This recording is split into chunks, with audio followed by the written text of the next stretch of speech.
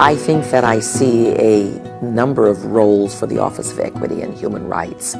One, you are a driver of the racial equity standard. Doesn't mean that you have to do it by yourselves, but you have the information. You inform electeds who have responsibility to govern racially, economically, equitably. You also are a catalyst for people to actually be able to be galvanized by the work of racial equity. And how do we get as much leverage around being a racially equitable learning city where we listen, we learn, and then we lead on it as we do on other things that matter to Portland. That's hopeful to me.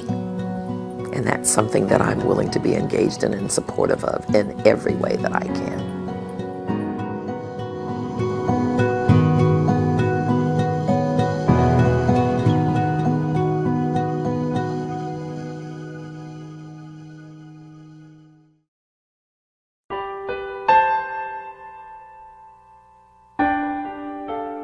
So the history of the office actually begins with community, as it should.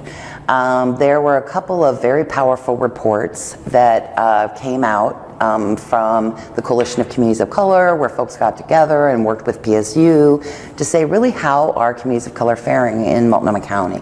And the results were pretty devastating. There were terrible disparities. And so after the Coalition's publication, I went upstairs to Sam Adams and I said, we're not just going to put these on the shelf, right? Because we had that presentation at council and I was really concerned that we say, oh, this is terrible, somebody should do something about this. So I went and talked to Sam and we then and there decided we're going to do something about this. And we're going to listen to the community to figure out what that's going to be. But it was, I think, 32 community leaders for the most part, some city staff, but many, many community leaders, both communities of color and people from a lot of different leadership positions. And they said, city needs to put its house in order. So that's what we did. That's what the Office of Equity and Human Rights was set up with. You know, it was very controversial when it first came before council. It was not a slam dunk, but I was persuaded it was time. Commissioner Fritz made a very compelling argument, and as did the community members who came before us.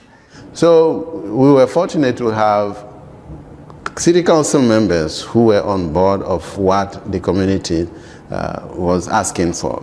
I believe that the Office of Equity and Human Rights is standing on many shoulders, and I believe that many initiatives have started, you know, like Vision PDX that was started under Mayor Porter. And all the community organizations and community leaders that worked hard to create a framework for equity in the city of Portland. In fact, Commissioner Fritz insisted that on top of, you know, centering racial equity, we should also center disability equity, and requested that, you know, the Portland Commissioner on Disability, for example, and the Human Rights Commission be housed in the Office of Equity and Human Rights. I think one of the sort of maybe least understood parts of our work is when we talk about doing the inside first, getting our own house in order. Some people have determined that that means that somehow the outside work, which means where community exists, is not our concern. It couldn't be further from the truth. Everything we do in the city is about changing the outcomes in the community.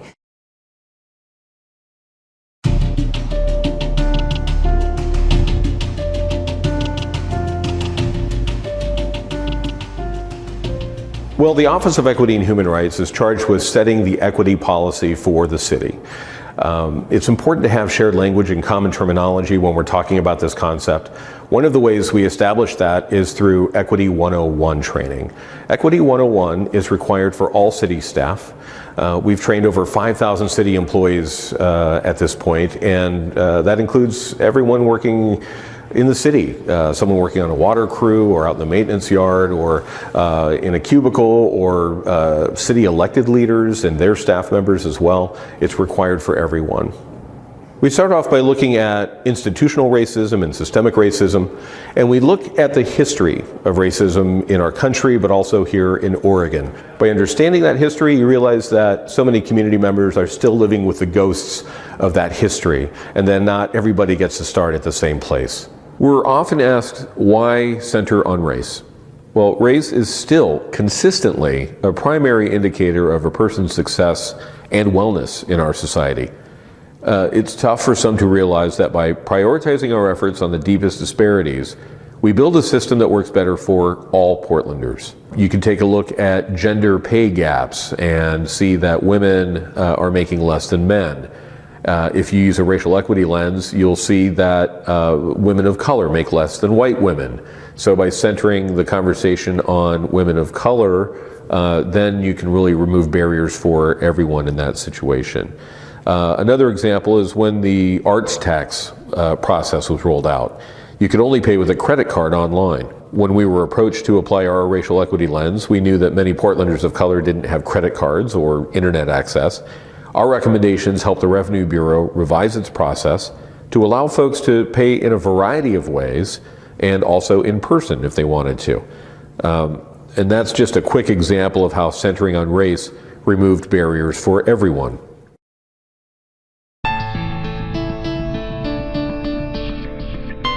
Civil rights, Title VI and ADA Title II basically say that no person in the United States on the grounds of race, color, national origin, or disability can be excluded from participation in, denied the benefits of, or subject to discrimination under any program, service, or activity of a government. Our approach to civil rights is actually vastly different than a lot of other jurisdictions. And this means that we kind of look beyond compliance. We've seen that when you look at the implementing regulations of civil rights and you look at equity best practices, they're kind of one and the same. Are we engaging communities that are the most underrepresented? Are we looking at using data to make decisions? Are we making sure that we're focusing on the needs and priorities? Are we using targeted universalism in our approach? And how does that follow through all the way from planning, policy, into service delivery? And again, really focusing on creating accountability measures within our government bureaus. So we're implementing those within the process, but we're also focused on the results for the community.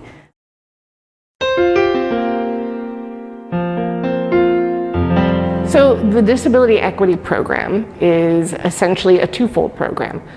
One part of it is the Commission on Disability, which is an advisory body to City Council.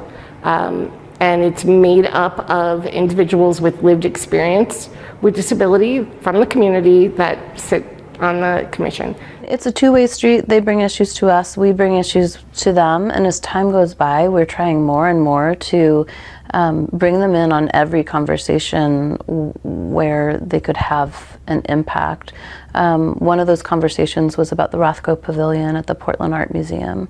Currently, the Art Museum is pretty challenging to navigate on wheels or with someone on wheels, and there were concerns in the community that the pavilion would actually make entering the museum less accessible. So we were able to connect PCOD with leadership at the museum, and they engaged in conversations, and I think that they've come up with amicable agreement, and I think we are going to, well, I know we're going to have a much more accessible museum, beginning with the entrance and continuing throughout the facility. The other part of the job is the policy advisement, which is what I do. Been with the city for 12 years now and have been a part of a lot of the big changes and innovations that the city has done to be more inclusive with people with disabilities. Some of the changes that have happened in Portland are things like an adaptive bike program. We're one of very few cities that are major cities that have an adaptive bike program. The other really big one, and the one I'm most proud of, is our private for hire policy, which says anyone, any single company operating in the city of Portland has to provide wheelchair accessible transportation. There is no other city that is mandating that.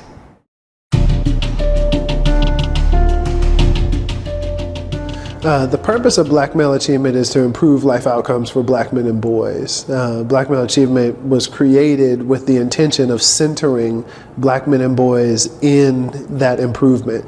So we have a steering committee of 25 Black men, and then we have our subcommittees that each focus on a specific target area: education, employment, justice system, and family stability. So through looking at these 4 different areas, and as well looking at the intersectionality of them and centering Black men and boys in that work as to where the issues are and what the potential solutions are, we're able to start bringing about some change. You know, I think of the young man who we stayed in touch with after the summer program, who presented very well, and in all the conversations that we had throughout the years at that point, seemed like the type of young man that would achieve at a high level with very little support. And come to find out at his university that he had some significant learning ability issues. He had some things that he needed to address if he was going to be successful in a college setting. What we were able to do was, first of all, provide that support network to remind him of who he is, to remind him of the success that he's already attained at that point, and then also to make sure that we put that lens on him about accountability. You know, you do have this thing going on, and we're here with you, and we expect big things from you. And we're gonna come to collect on those big things that we expect, right? So through our work with him supporting, and it was many men in the network of BMA that continued to support him, he was able to get back into school. He was able to work with his professors, with his counselors, and really get onto a track where it became less of just him presenting well and more of him being well at his core.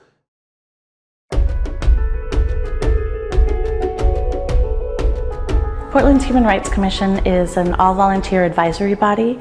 The commissioners are appointed by City Council, and their role is to advise council and city leadership on applying a human rights lens to policy and procedures. They've been very active, very engaged, helping to provide both a forum for people to express concerns that they have around human rights, but also to give the council really solid advice on ways that we can strengthen human rights here in the Portland area. In 2017, Mayor Wheeler came to the Human Rights Commission meeting.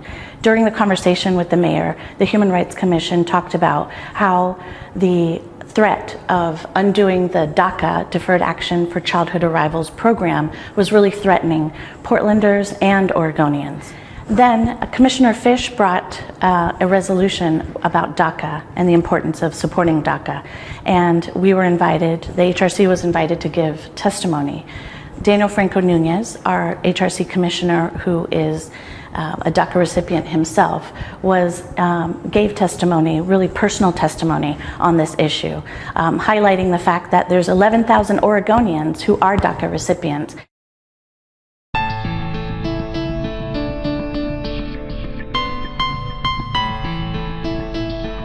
One key institutional tool that the Office of Equity and Human Rights has helped to create and establish within the City of Portland is the Budget Equity Assessment Tool. City bureaus have to apply equity lens to their budget allocations, thinking about the impact of the budget on communities that we serve. I wanted to make it very clear when I became mayor that equity was going to be one of the key determinants of our budget process. We were going to make sure that equity was front and center. And so the equity engagement tool that we actually use during the budget process makes sure that's the case.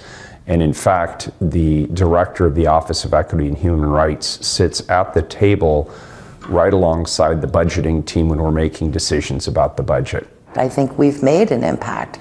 We have a lot of things that have changed in terms of the institution. We have the budget equity tool. We have the racial equity goals and strategies. We have the 5-year racial equity plans. We have the transition plan for around disability. And there's just so much more to do. My hopes for the Office of Equity and Human Rights to strengthen our relationship with communities that have demanded the creation of the office, to strengthen our partnership with the bureaus, to provide additional tools and additional education and training so that they can implement their plans. So I think our city council has the ability, and I hope that they have the will, to literally lead on racial equity, racial justice, like we lead on bikes and all these other amenities of Portland. Equity is a buzzword at City Hall, and I would like to see less lip service and more action. I'd also like to see the Office of Equity and Human Rights given more authority to implement these policies and really influence every bureau. And I want to relentlessly hold people's feet to the fire here in the city to achieve the goals that we've set for the city. And if we do that, everybody wins. Everybody wins. We have a more diverse, better equipped, more experienced workforce, more connected to the community with greater opportunities for people in our community. It's a win-win-win. And I think we've made some important first steps, and I look forward to the next chapter. This community is unsustainable if we don't have everybody succeed. And so that's, I think, essential work that I'm really proud of having helped start, committed to continuing to support as long as I'm in office and as long as I'm alive.